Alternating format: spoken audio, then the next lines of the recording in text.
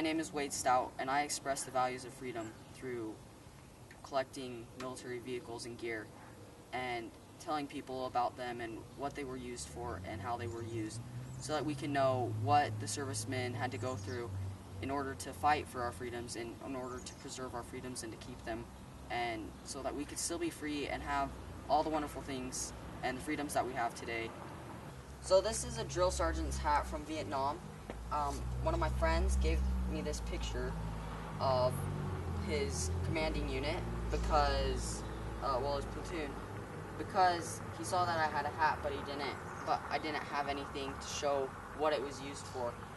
And so he gave me this so that I could show people and tell people that they really did use these hats, and they were used to differentiate between commanders and drill sergeants.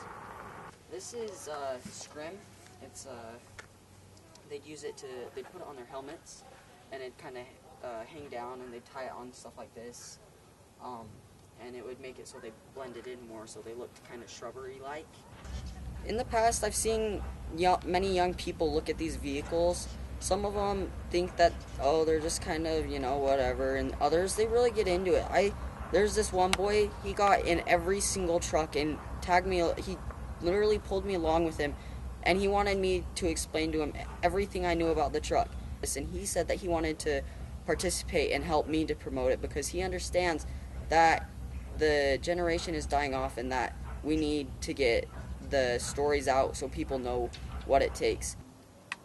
I feel that people go by these trucks and they look at them and they realize the hardships that it took to go around and to maintain them, because they look at this tire that is next to me and they see it and they're like, that's a huge tire, that's bulletproof, they must have been in some serious combat and needed some serious resistance power in order to be able to win that fight. This is a 1968 M35A2.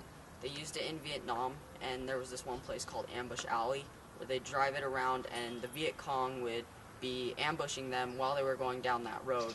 And there was a Kwanzaa hut in the middle, and if they got completely destroyed, then they'd exchange the engine and all the tires and all the stuff that needed to be exchanged so that they could continue through their convoy and get to Destination B. This backpack is from World War II, and they used it and they'd put all their stuff in it.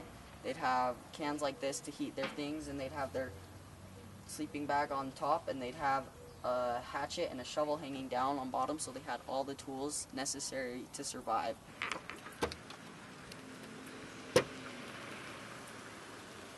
We, just like in war, use an ambulance to transport things because it's an enclosed box. And so we have a World War II radio, an ammo box, a GP tent, some jerry cans full of water and gasoline, an extra filter for the truck, and some stretchers.